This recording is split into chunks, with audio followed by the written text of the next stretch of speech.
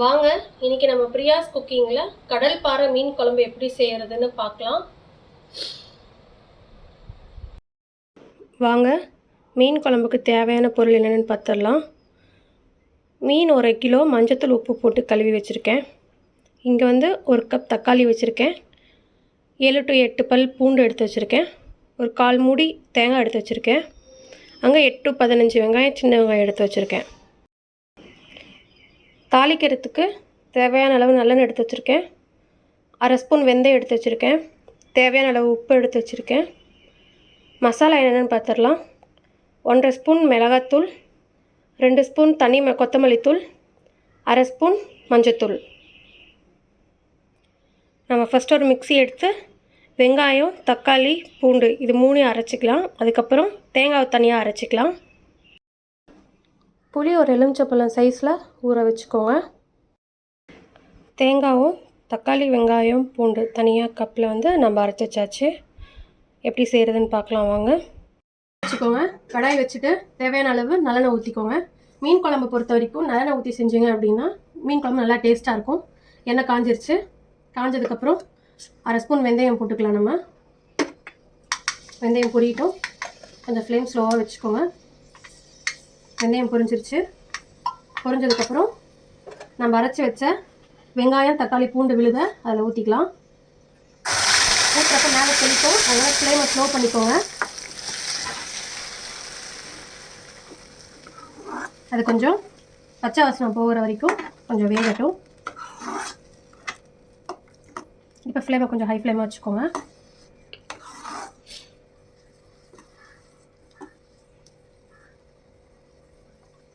வேகட்டும். நம்ம வேகிற வரைக்கும் மூடி போட்டு வச்சிடலாம். ஒரு 5 நிமிஷம் வேகட்டும்.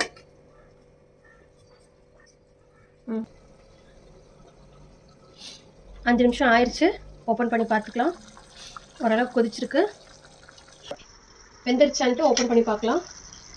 ஓகே, ஓரளவுக்கு கொதிச்சிருக்கு. அந்த விழுதோட பச்சை வாசனையெல்லாம் போயிடுச்சு. போனதுக்கப்புறம் நம்ம எடுத்து வச்சுருக்க 1 டேபிள் ஸ்பூன் மிளகாத்தூள், 2 டேபிள் ஸ்பூன் கொத்தமல்லி தூள், தனி கொத்தமல்லி தூள் இது, 1/2 டேபிள் ஸ்பூன் மஞ்சள் இதில் போட்டுக்கலாம்.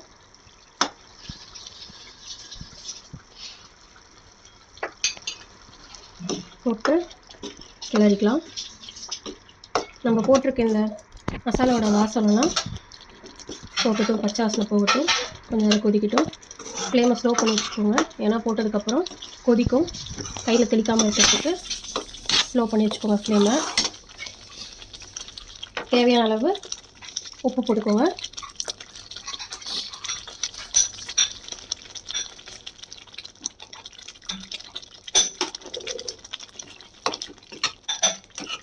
கொஞ்ச நேரம் கொதிக்கட்டும். நல்லா கொதிச்சு வரட்டும். பச்சை வாசனை போகிற வரைக்கும் நல்லா மசாலா ஆகட்டும். மசாலா நல்லா வணங்கிருச்சு. நல்லா கொதிச்சதுக்கப்புறம் புளி ஊற்றிக்கலாம். நான் ஒரு எலுமிச்சப்பழம் சைஸில் புளி ஊற வச்சுருந்தேன். அதை கரைச்சிட்டு ஊற்றிக்கலாம். புளி பச்சை வாசனை போகிற வரைக்கும் நல்லா கொதிக்கட்டும். ஒரு 3 நிமிஷம் கொதிக்கட்டும். மீன் குழம்பு செய்கிறப்போ மசாலாலாம் வேகிறப்போ நீங்கள் ஃப்ளேமை கொஞ்சம் ஸ்லோலியே வச்சுக்கோங்க. ஹை ஃப்ளேமில் வேணாம். ஒரு 3 நிமிஷம் மூடி போட்டு வச்சிடலாம். புளி ஊற்றுனது கொதிச்சிருச்சான்னு பார்க்கலாம் வாங்க. கொதிச்சிருச்சு. இப்போ நம்ம அரைச்சி வச்சிருந்த தேங்காய் விழுதை இதில் ஊற்றிக்கலாம்.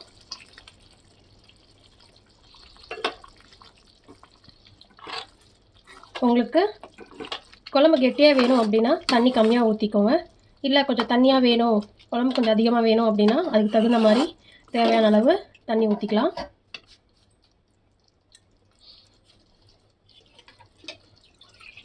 நான் இன்றைக்கி இந்த கப்பில் 1/2 கப் தண்ணி ஊற்ற போகிறேன். உங்களுக்கு எவ்வளோ தேவையோ அந்தளவுக்கு நீங்கள் தண்ணி ஊற்றிக்கோங்க.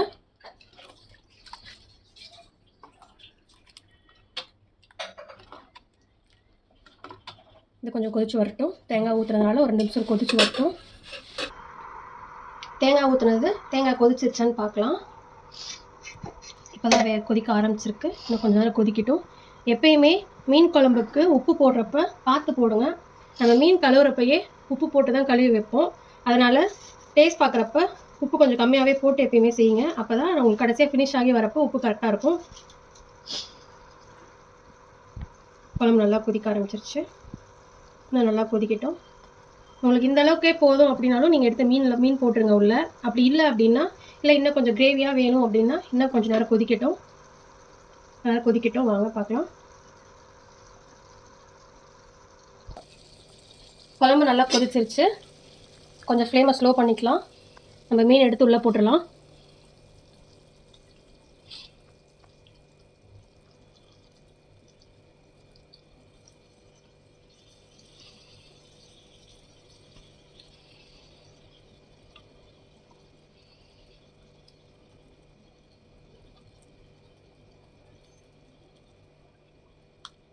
குழம்புல மீன் போட்டதுக்கப்புறம் கரண்டி விட்டு ரொம்ப கலக்க வேணாம். மீன் உடையாமல் பார்த்துக்கோங்க. இப்போ லைட்டாக இந்த குழம்பு மட்டும் மேலே எடுத்து ஊற்றி விட்றேன்.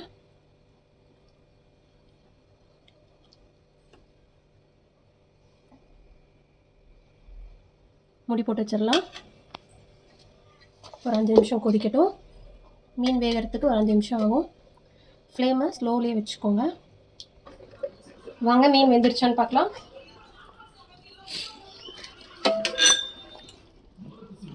மீன் வெந்துருச்சு. நம்ம ஸ்டவ் ஆஃப் பண்ணுறதுக்கு முன்னாடி கருவேப்பிலை கொஞ்சம், கொத்தமல்லி தழை கொஞ்சம் தூவிக்கலாம்.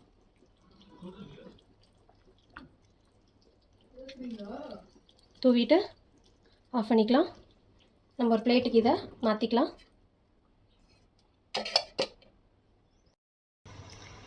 சூடான கடல் பாறை மீன் குழம்பு ரெடி ஆயிடுச்சு. இந்த வீடியோ உங்களுக்கு பிடிச்சிருந்தது அப்படின்னா மறக்காமல் லைக் பண்ணுங்கள், ஷேர் பண்ணுங்கள், சப்ஸ்கிரைப் பண்ணுங்கள். என்னோடய வீடியோ உடனுக்குடன் உங்களுக்கு பார்க்கணும் அப்படின்னா மறக்காமல் பெல் ஐக்கானை கிளிக் பண்ணிக்கோங்க. தேங்க்யூ.